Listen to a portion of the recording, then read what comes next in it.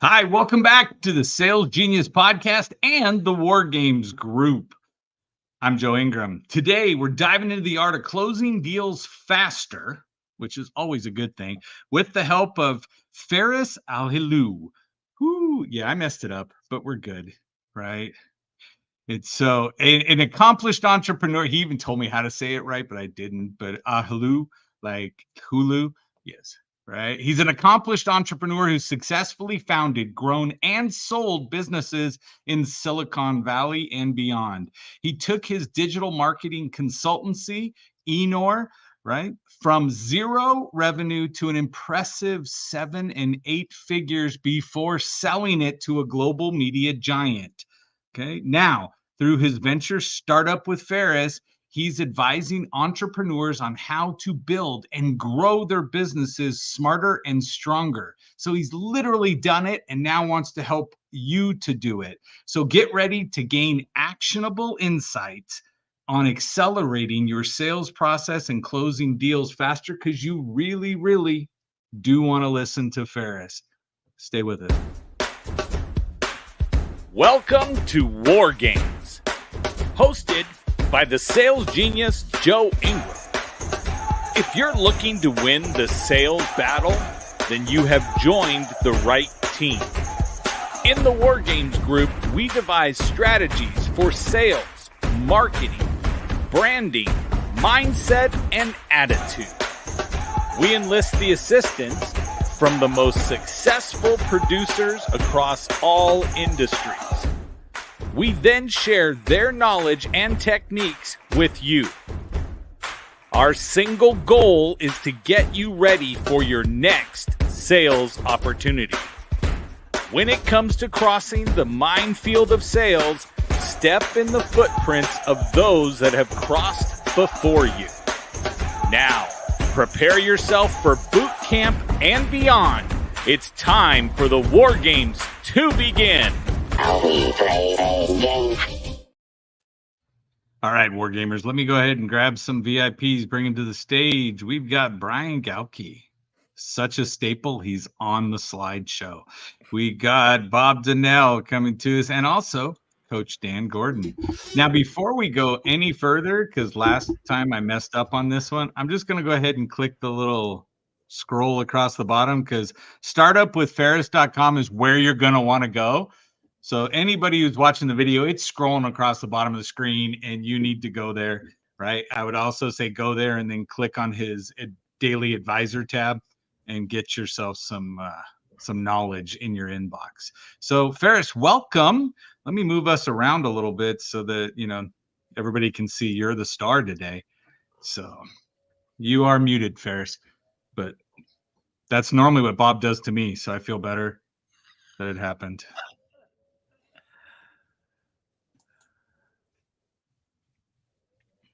It says, can't unmute your guest. Their mic isn't connected. Wow. Well, so you're he's there. Do interpretive dance is how he's going to do his entire presentation today. That's impressive, Joe. I haven't seen that yet. Please welcome to the, oh no, I don't know sign language. Never mind. Hi, Ferris. Hey, Joe, thank you so much for having me. I don't know what happened. I didn't do any changes to it. So it has a mind of its own. So welcome, Ferris. So, okay, I'm just going to ask a little question right in the beginning. So you built up, how long did it take you to build up your actual business to the 7 and 8 figures, where then you can exit out, with a big royal flush and get paid? So I got into my own business and the startup scene after a very painful layoff in 2003.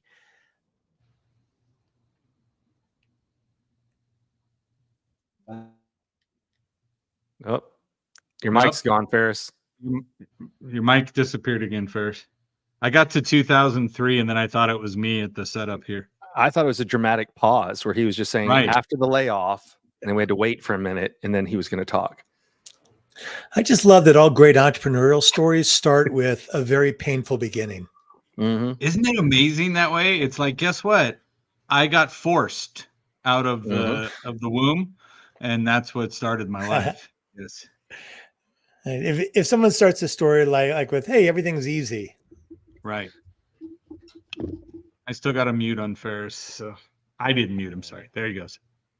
I'm not sure what's going on, but I unplugged things. Can you hear me now? Yes.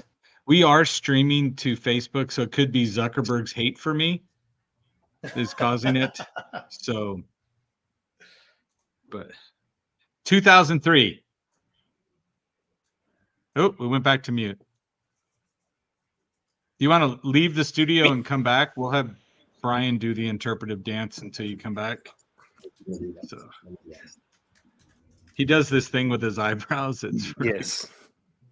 Here, I'll just do this back and forth until he shows up, just over and over again. Is that for the dramatic effect?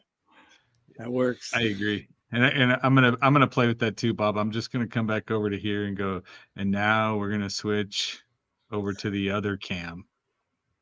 And back. So how about this? Let me shoot a question around the room. What is the thing that you admire the most about yourself that you resist talking about the most? Sexiness.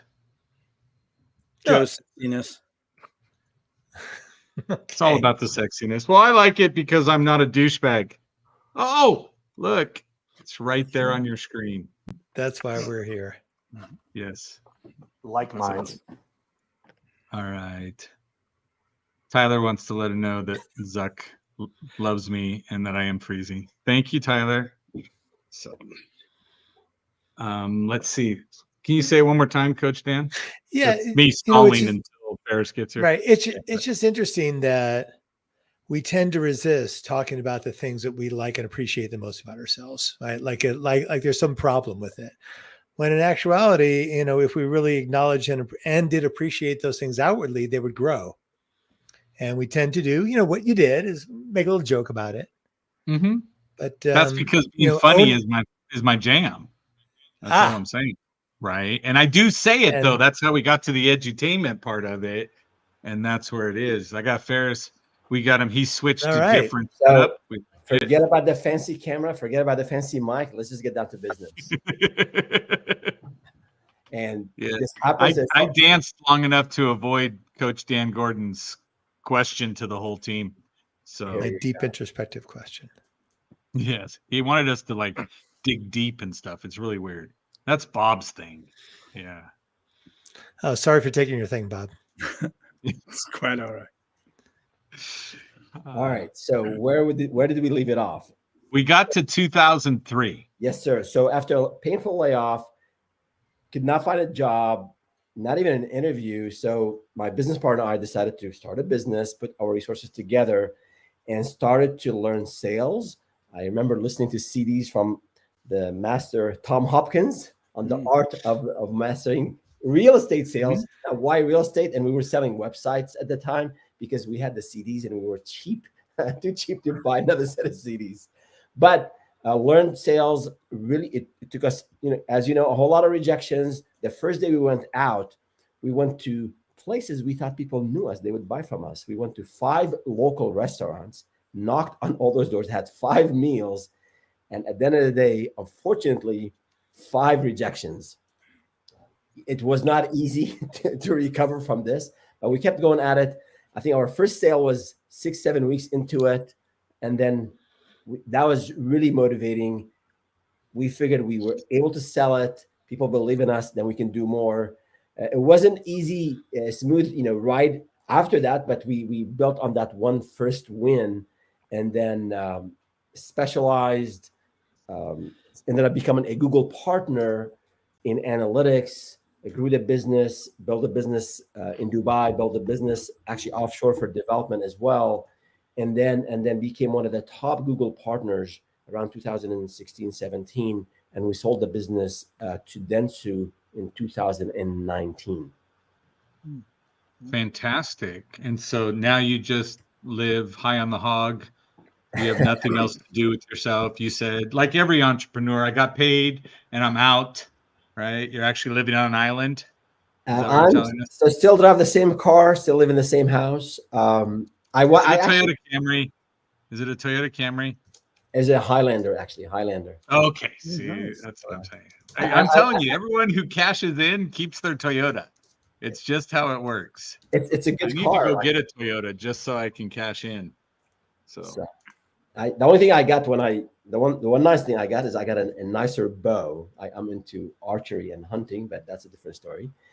So I stayed with Acquire for a couple of years, and then I took a year and a half, a couple of years off to actually work for some nonprofit. That's something I wanted to do all of my life, pro bono. I was fortunate enough to be able to do that.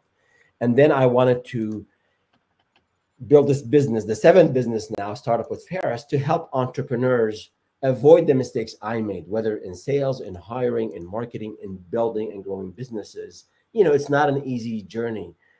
I just heard the founder of NVIDIA saying, if he had known, easy maybe for him to say now, like what's ahead of him in terms of the hard work, the sacrifice, the commitment, the shame that we go through as founders, maybe people would not start. So you have to kind of play a mind game. Like, I can do it, I can learn, I can work hard, but it is tough. But I think the more you learn, the more hard work you put in, the more likely is it that you succeed. I agree with that. So, and again, I don't want to take away from startupwithferris.com because people go there and learn how to avoid the mistakes. What do you see as like the top one or two mistakes that everybody is making as an entrepreneur, right? And I think Coach Dan threw it out there in the beginning. We all start our conversations with, well, I got kicked out of the nest being either a job, something of security, and then we all had to learn how to fly on the way down.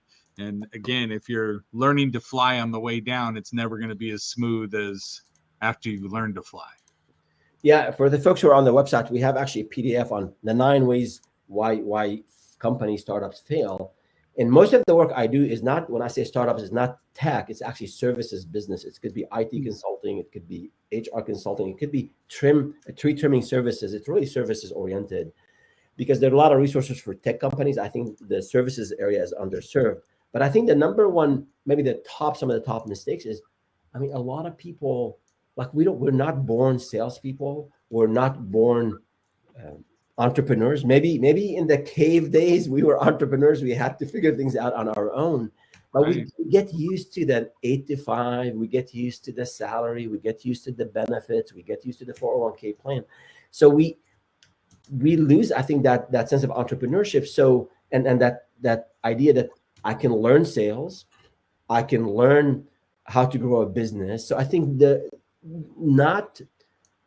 don't want to say it's sort of a mindset thing, like not willing or wanting to learn and education and application is what's required, and just be out there doing the thing you just learned about.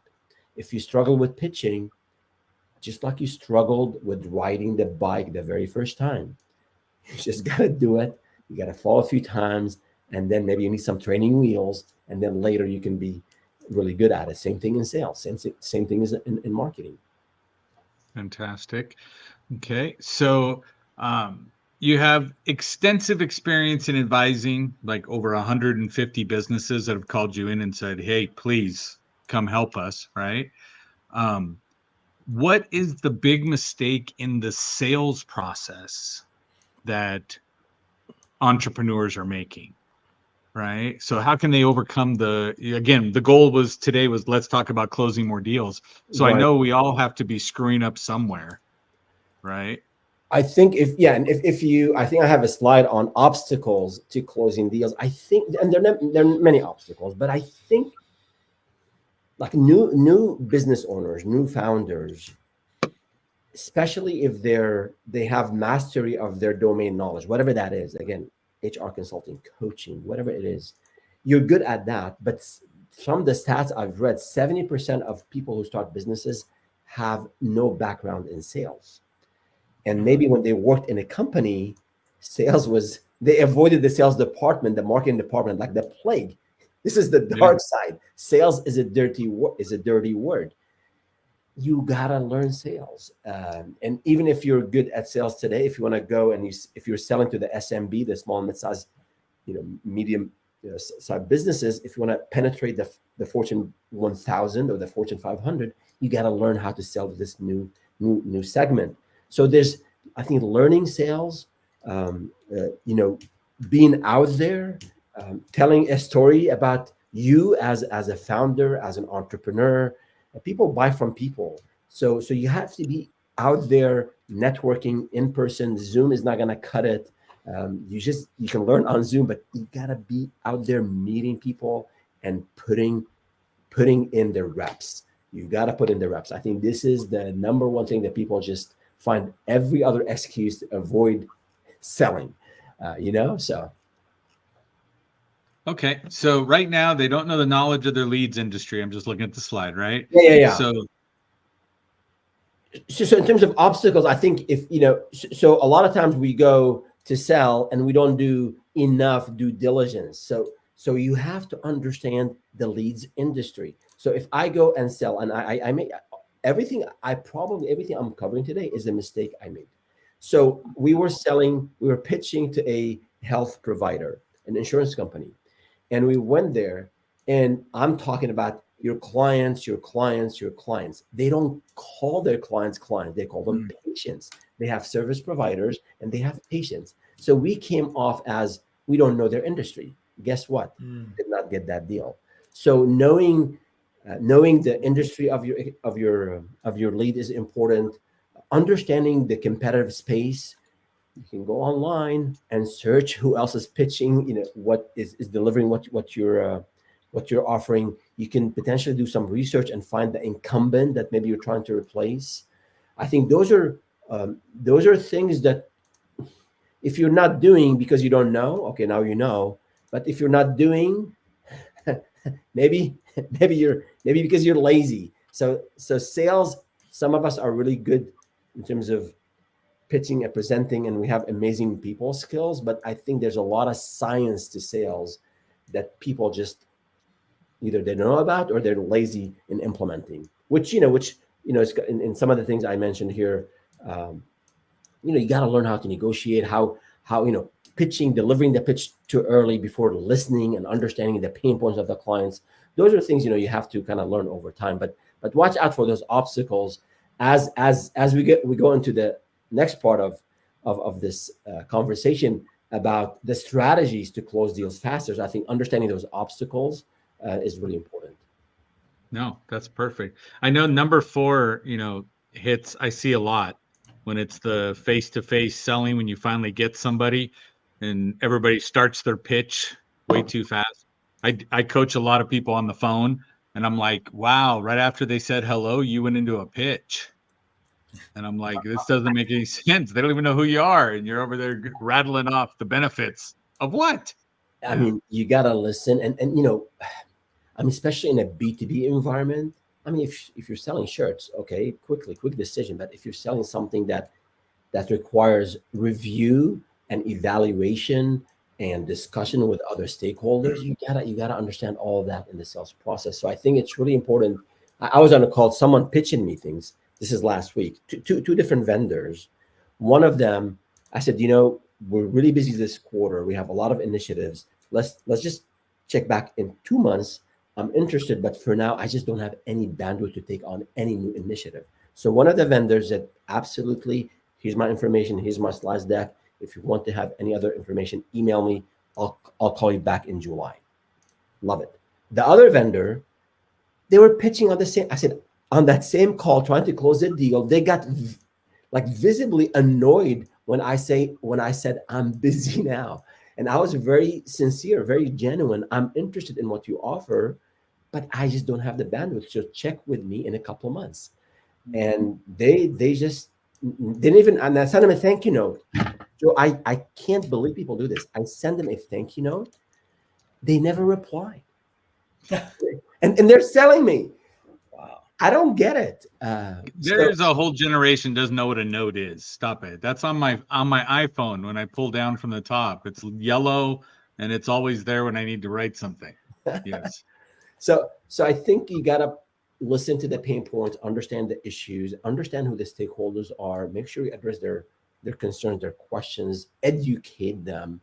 And I think the pitch will come timely and naturally just after you do the above. Perfect.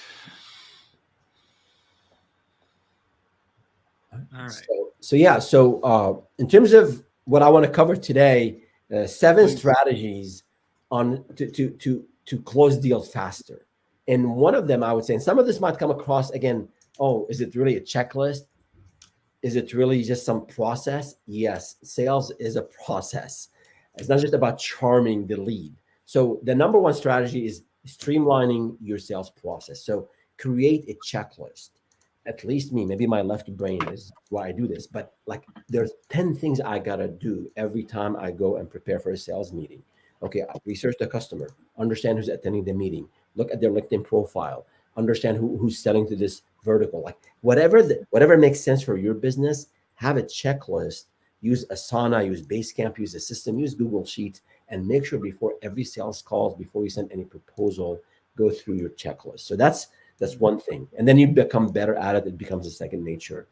We talked about learning, maintaining your expertise. You're an expert. People come to you, especially in services. You're the consultant, you're the expert. So make sure you understand how your knowledge, how your solution is going to help your lead, your customer, and that's going to build trust. And then, to the extent that you can, engage decision makers early in the process. A lot of times we have gatekeepers, which is an issue. It's not sometimes easy to overcome gatekeepers, but to the extent that we can get to the decision makers and understand what is it that they're looking for, and maybe what their budget is like, what their timeline is like, I think that will also expedite, or will make sure that you're moving fast on this journey to close the deal. And the last bullet here is on communicating effectively. And by communicating effectively in sales, folks, you gotta listen. You gotta listen. You gotta listen. And Joe, I'm pretty sure you see this. I was going to say I missed that last part. I wasn't listening, but that's because I was building a checklist. So I did something. Yes. So you wanna listen to their stated concern, and also sometimes people don't tell you everything that's going on. Maybe someone wants to bring you in because you're a certified consultant, and that's going to help them get the next promotion. Maybe they have a budget they have to spend in the next 3 weeks, and then you send a proposal and you have to deliver. You said, I'll deliver in 2 months. You're going to lose that deal. So listening to the problem, listening to the issues, the challenges, the desires, like all the, fancy words in marketing, demographics and psychographics. And like at the end of the day, listen attentively, take copious notes. With AI today, if you're doing this on Zoom, you can have this recorded. You can get a summary of that conversation, but it's really important to listen so that when you go back in your next follow-up meeting, in the proposal and the demo, you build on what you learned in that very first meeting. So that's step number one, or that's strategy number one. Strategy number two is on leveraging technology. So I see a lot of founders, a lot of salespeople, they waste so much time doing things, I would say, the old-fashioned way. There's a lot of good things in the old-fashioned way, but if you're going to send a PDF proposal and they have to print it and sign it and scan it and send it back to you, that's going to take a day. Use DocuSign or whatever e-signature service system you love, you prefer. Use something that will expedite that whole sales process. You can also use technology, for example, to do online proposals. I have vendors where they're pitching. One vendor, he was pitching his search engine optimization services to us, and he went through. It's hard to explain. I mean, there's a lot of complexity to the proposal. So he actually used one of the services. I think it's called Loom, and he went through his proposal in a I think a 12-minute video that he recorded. So he had the proposal document, and then he had google.com on the next section of the screen, and he was talking about the proposal and showing me real time what he can do to my website so I can rank higher. So use technologies out there to help you get the point across, and again, keep that ball moving forward in terms of evaluation and in terms of considering your solution. And then as we get closer to people shaking, doing the handshake, and they're ready to buy from you, make it really easy to take their money. So don't go. I see a lot of founders they don't want to have a credit card, or they want to use PayPal because 2%, 3%. My friend, you're going to lose the deal. You never, time kills all deals. So Yes. make it really easy for the client to pay you. They want to pay by check, by wire, by PayPal, by credit card, American Express. Yes, the fee is higher on it. Get that check, get that deposit, get that money, and then focus on delivering. And don't worry about the few dollars that you're trying to save. Exactly. 100%. I'm so with you. That makes so much sense. I do like the online proposals, and I find it a lot easier. And so one of the things I'll add too is that I can do, depending on the program you use for your online proposal, there's some that'll allow video. There's others, if you say, I don't have an online proposal thing, I don't have this kind of thing, your answer, I always build my proposal and then I do it as an unlisted YouTube video. There you go. Of me doing a screen share and going through it. And so that way I know it's me presenting. And then especially if you get to the point where, there was another decision maker that everybody was, blocking to keep from, they forward the video.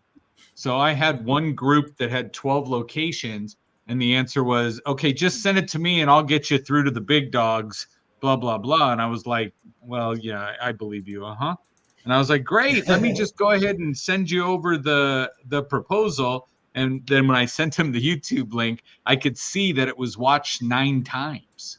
Here you go. Yeah. Right. Wow. And so then I'm like, oh, yeah, you forwarded to the people who needed to see it. But it was me that got to present, not the third party person. Yeah, absolutely. And Joe, it's free. YouTube is free, and you can have it unlisted. No one else can see it unless they have the link. So that's very smart. And again, if someone is going to pass on the message or your PDF proposal, it's not going to be as effective as you, correct, as a business owner, as a sales manager, as a salesperson pitching. So no, that's very smart. Cool. The next one is number 3 is prioritizing progress tracking. A mouthful, but basically every once in a while, on a monthly basis, every couple of months, definitely at the end of the quarter, sit down and just evaluate what has happened in the last quarter, last month, last year, and see where did we go wrong. Okay, of the 10 proposal I sent, I closed 3. Okay, analyze what happened. Look at the time. I think have some fancy word, key performance indicators, KPIs for your own small business or mid-sized business, whatever the case might be. How long does it take me to go from when I get the lead to get that closed deal? And obviously, as you have more data, as you close more deals, as you have more customers, you'll have better data to work with. But I think if you don't analyze what's leading you to success, to winning deals, and what's also preventing you from closing more deals, then it's really going to be hard to improve. So I think tracking, and you don't do this every day, every week. You need to have some data around you. So I would say maybe at least at a minimum at the end of the quarter, just evaluate what happened and see if you can optimize it. If it takes me a week to get back to a customer with a proposal, can I shrink this to 3 days or 4 days? Maybe I'll skip the whatever Netflix is area, whatever I can get on Netflix tonight. Maybe I can skip that and get that proposal out. Again, maybe I'm into 3 hobbies. Maybe for this quarter, I want to meet my targets. I drop a couple of those hobbies. Stay active, be there, do all the things you need to do to be physically, active and intellectually motivated and emotionally have relationships. Do all of that, but you got to get back to customers. I mean, you got to look at those trouble areas in the sales cycle, and if things are taking longer, can we sort of expedite this? Can we shrink it? Can we optimize it? So that's on tracking. So, and if I think I say this later, but you got to have a system, whether it's a spreadsheet initially, or for small business owners, or at one point you move to a CRM. And once you have data in a spreadsheet or in a CRM, then I think that will enable you to monitor, especially if you're keeping this data updated based on what you're doing with clients. So that one's huge. I used to work for a smaller company that we would do postmortems, and we'd pick one that we won and one that we lost and figured out what was the difference between the two. What should we take from the one we won, put that in future ones, and the ones that we lost, what do we need to remove from future ones? And as we went to a bigger company, they got rid of that to the point that they kept all the regions separate. And so they weren't winning as a team because they were like, oh, well, you don't need to know what's going on in another region. And it just didn't make sense. That's a beautiful idea. That, I mean, spot on, right there. Thank you. And especially, I mean, if you have, as you build your sales team and as your business is growing, you're not going to have visibility into what everyone else is doing. So if you don't have a system, I say after 50 leads, you got to get a CRM. That's just what I tell people. Basic CRM, whatever, Zoho, Right. HubSpot, whatever. And then you can monitor. So instead of saying to the salesperson, hey, you haven't closed a deal lately, you can look, how many leads do you have? It's there. Of those, how many are qualified? Of those, how many have we pitched to? Of those, how many have we heard back? So if you have a system in place, and again, if you don't have the budget initially, a Google spreadsheet could be just fine. It gets a bit hairy after maybe 100 rows, but the idea is build that muscle of looking at sales like you look at accounting. It's a system. Their inputs and their outputs, and the more people you have, to your point earlier, the harder it's going to be to learn from the mistakes and learn from the wins. All right, the next point is on continuous improvement, and here I want to talk about a system that I implement in the businesses that we've had, and that is this 2-1-2 system. Basically, respond to inquiries within 2 hours, and then when you meet people, like within one business day, get back to them, and then two, the last two is sending proposals. Again, you can make it 3-1-2, 3-1-3. I don't care, but for my business, it's something we live by. If we get an inquiry, you reply within 2 business hours. It just, even if you say, I just want to acknowledge that I got you and I'll get back to you in a day, that is fine. But have a system, make it part of the culture, and you as a leader, as a sales leader, or as a business owner, you have to walk the walk. You have to walk the talk and walk the walk. So you got to, whatever system you put in place, I think sales is all about follow-ups. So if you have a system, pick this 2-1-2-1, and I have an article on the site on this specific topic, or something of your own, but follow up to inquiries. When you meet clients, get back to them within a day, and then proposals, get those proposals out as soon as you can. So yeah, that's on continuous improvement. And again, don't stick with the 2-1-2. You come up with a system and see, can you do it better? If it's taking me a day to get back to customers, maybe I can do that in half a day. That shortens the sales cycle by 4 hours. If it's taking me 3 days, I said this earlier, to turn the proposals out, if I can do it in a day and a half, I shaved off a day and a half from potentially getting that 50% deposit. All right, on to the. I love that. I went right away to, so it's Manhattan. You're in San Francisco, and he's quoting a Manhattan area code. I didn't get it, so now I like it better. 2-hour response to reach out, right? 1 day touch point for a face-to-face, right? For a meeting, and 2 days for the proposal. 2 days for proposal. That's fantastic. I put it in the notes so that we can actually see it down here, so it's on every platform. And thank you. And then again, if you sell a complex service that requires a whole lot of customization for the proposal itself, of course, 2 days might not be reasonable. So make it 5 days, make it, 10 days, make it 3 days. If the norm in your industry is that you send a proposal in 2 months, then 2 months it is, but make sure it's not 2 months and 3 days. So that's really the point I wanted to. No, I like it. Okay. Cool. Number 5, and this is from the trenches as well, and have some scars from this one, is early legal review. So in B2B, especially like mid-sized companies, larger companies, Fortune 500, Fortune 1000, the business people who reached out to you, they love your solution, the chemistry is there, they want to buy from you. Guess what? The sales process just got started.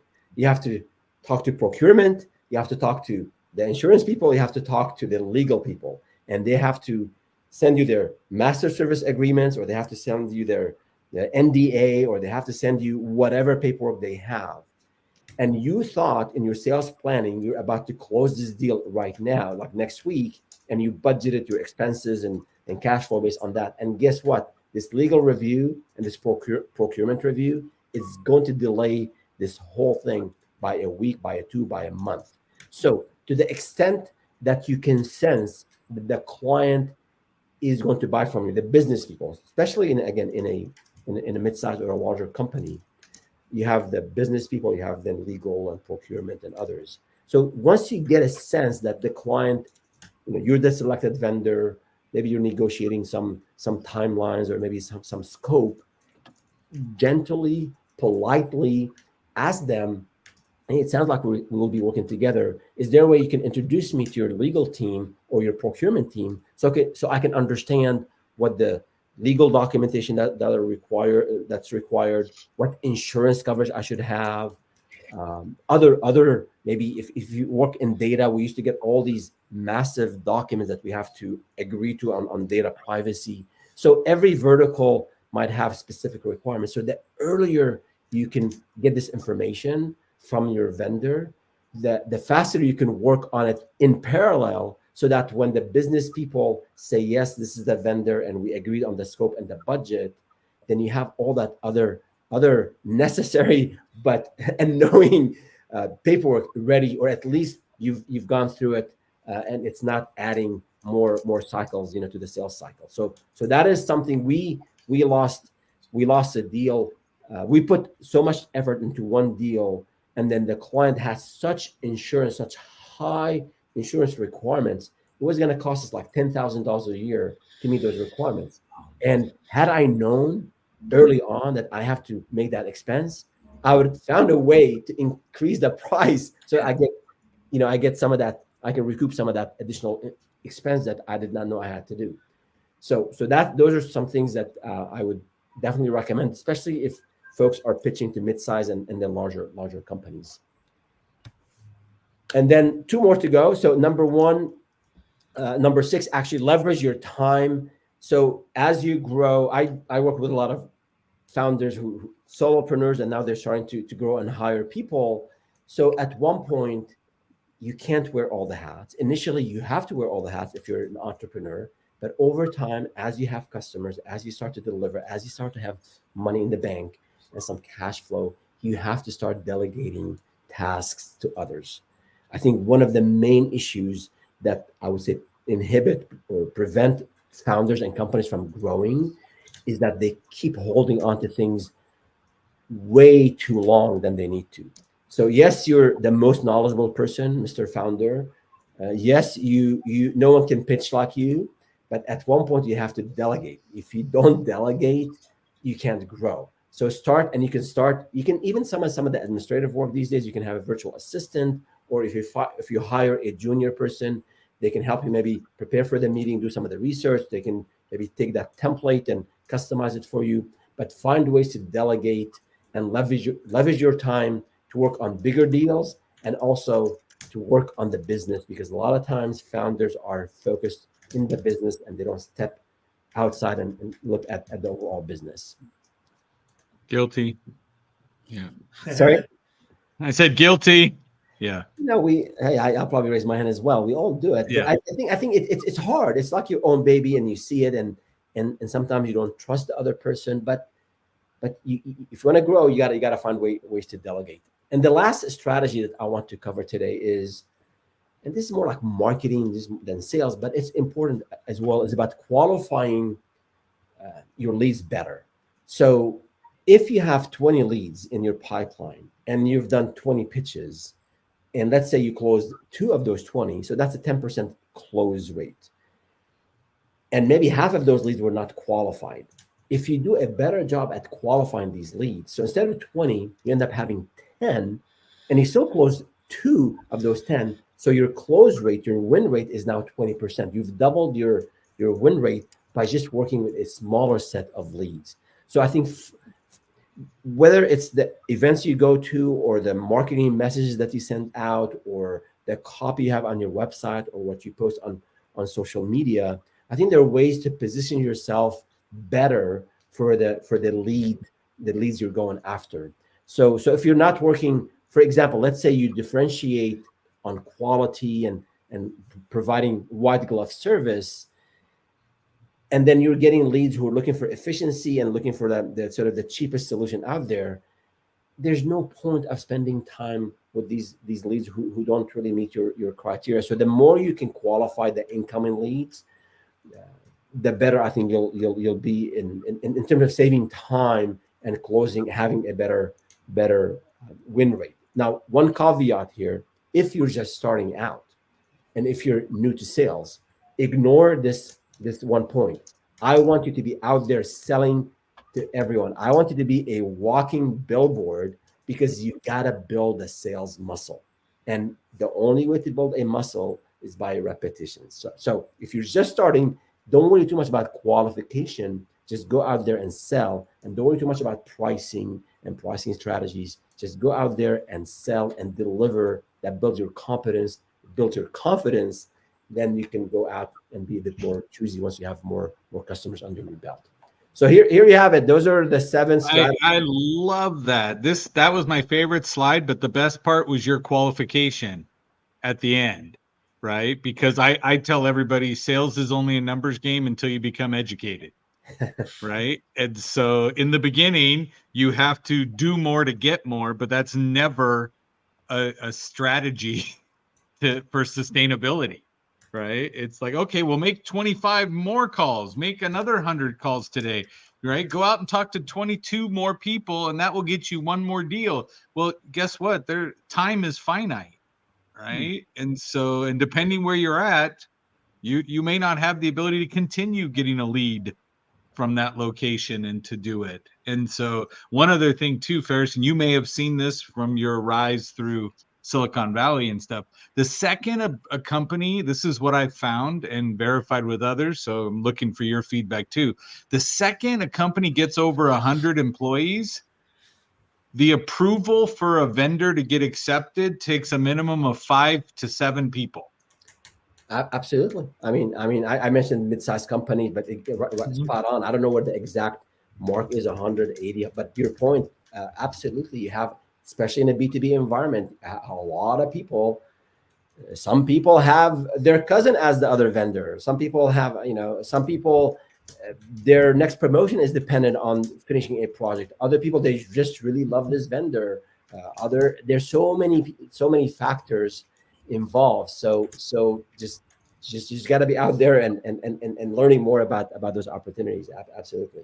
Yeah. I find that the gunslinging CEO is not out there anymore, right? Their answer is, I need to get a panel of people together so that if it fails, it was a group decision and you can't point everything at me, right? So that is very true. That's very true. I went to one organization and I went to go present to the CEO and the VP of sales. And when I got there was 18 people around a 20-person conference table. My goodness. Wow. And I was like, okay, great. I put up the first slide and it was a question that I had put up there. And it was designed to get you thinking in your own head. And the CEO out loud goes, I wish, right? And I looked at him and I said, now, if anybody else wants to say anything contrary, I think you'd be pretty foolish. So I'll just go ahead and close my laptop and get an agreement to the CEO. He's like, will you show everybody else the rest of it? I'm like, why? I'm just selling an outcome, right? And you already told me you need it. So, but yeah, it's exactly that. But the answer was he wanted consensus, even though they were hurting and knew they were not doing well.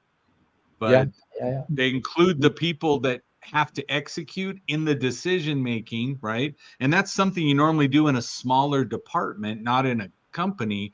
But now I've seen it expand, because sometimes you want to let the people that have to do the work with the vendor help to make the decisions, so they have buy-in to help you as opposed to ignore you, right? When you come in to do that, and they're like, I don't care, I don't know who this Ferris guy is, right? He's coming in trying to tell us to do this and this and that, and you're like, stop it. We already decided he's coming in. And give you a quick example. We were pitching a pretty large brand up in Vancouver. We flew in there, big deal, 6 digits. And there was a VP and a director and a manager. And naturally, I was giving more attention to the VP and the director. I did not ignore the manager, but naturally, I was just giving more attention to that person. And we did not win that deal. And the feedback we got is that that person felt basically we did not give them love, and we did not hear their concern. They're coming from another department, Right. and they have different needs. They're coming from like an IT. We were talking marketing and analytics and data and improving sales, and these people were concerned about security and data privacy. So they felt that we did not listen to their pain points and their issues, and the next vendor got that deal. And that's when we learned, add to our checklist who's attending the meeting, understand their department, what is likely that their pain points are, ask them. So that's, live and learn, right? Yeah, I was going to say that goes back to are you doing the deal recap at the end, right? And coming up like Brian had said earlier. And again, I think it's fantastic that, again, everything you gave us was a valid point that we could walk away and re-examine, right? And at whatever level, whether you're a startup or you're already in business and running, there's something out of those 7 that you need to work on. And there's something you have to sit and go. Like, I got my admin, I gave her a whole bunch more stuff to do, right? And I was like, here, I need this. And now I just get emails on what's done. Yeah. Right. And then I look at the email and I giggle and I'm like, I remember I used to spend about an hour and a half doing that. Now I don't have to do that. That's great. I don't have to do that. Yeah, absolutely. So no, thank you. Sure. And if there's one thing to get out of this whole, and I have this on a slide, one thing to get out of this whole presentation, aside from the tactics, is the silent assassin. Time kills all deals. So to the extent that you can deliver a quality proposal, a quality pitch, a follow-up meeting, a follow-up email, do it as soon as you can. So many things happen to just distract the decision makers. Budget could go away. Other initiatives could pop up. So to the extent that you can keep that deal moving and be all over it without being obnoxious and annoying, make sure you really you really follow up and be very close to each deal and to each lead. No, that's perfect. Dan, that was for you about the obnoxious statement that he said was don't be obnoxious on that one. So no, thank you so much. I got a lot out of this. Why not? So I'm going to open it to questions. So Dan, question? Because Bob's got one of those brilliant questions going to make all of ours look foolish. Right. Well, then just go, Bob. Let's go, Bob. Come on, Bob.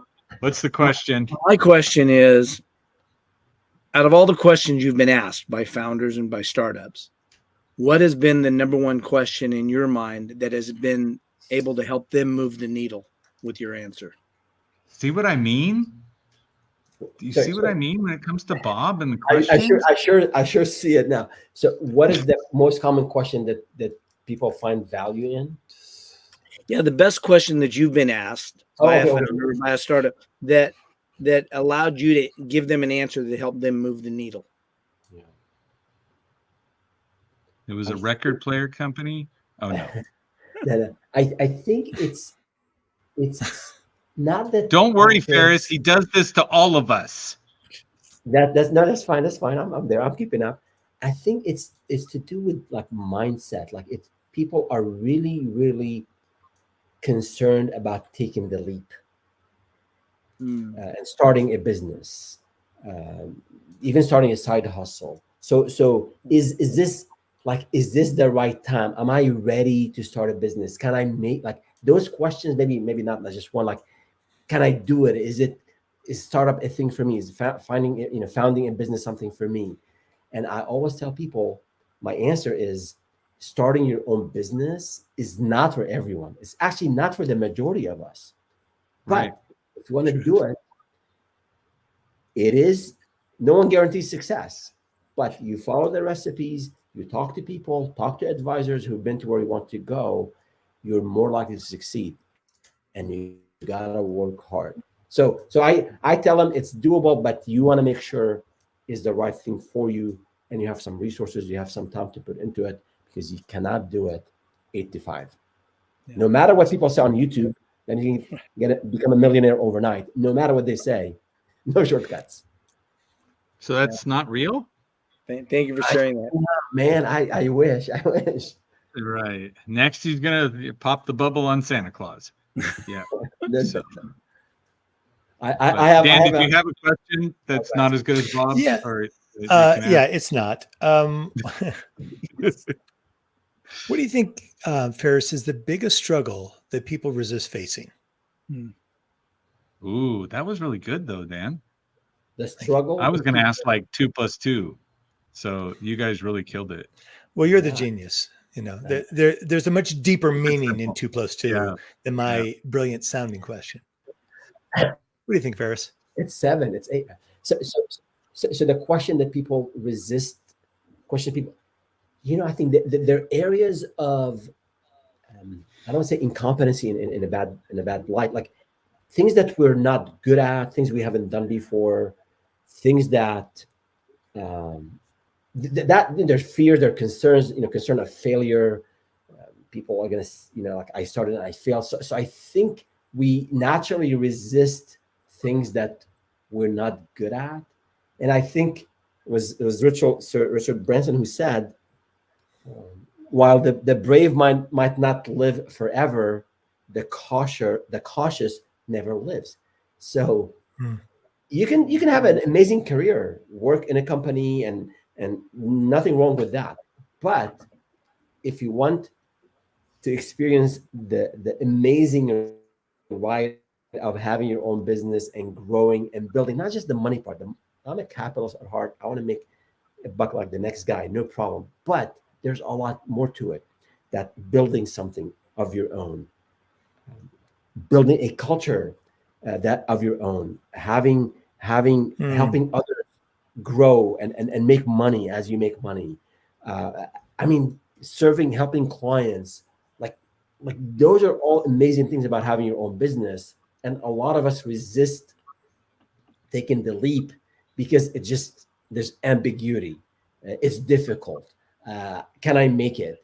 And so I think people resist kind of getting something they're not very good at or they haven't done before. But that's how we grow. I don't know. Did I answer it? Or?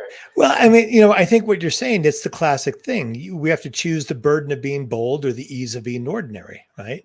But when it comes time to make that choice, like when I went skydiving, there came a time where I was either going to jump out of the plane or stay in the plane. Right at that moment, and I was all Always about stay in the skydiving, plane. right? Always stay in the plane. No. Yeah. But like right at that moment when it's time to do the thing, Ferris, that's where people go, let me think about this, right? And in your experience, is there any kind of trick isn't the right word, but a mental game or exercise that someone can play? They'll say, yeah, I know I don't want to do this, but I'm going to do it anyway. By the in way, war games fashion, you would have to play tic-tac-toe with 0 players so that the computer can learn that there's not always a winner. So by the way, Dan, I did parachute as well, and I know exactly what you're talking 3 about. of the 4, and it is okay. So it's that exhilarating feeling, and then, oh my God, how stupid am I to get to this point, right? Right. And for me, I close my eyes and I start walking, and like I just don't want to think about it. Like I'm here. The last 5 steps, I just closed my eyes and just walked, and that's how it happened. So there has to be. Founders sometimes. Yeah, it's hard, right? Like, how do you do it?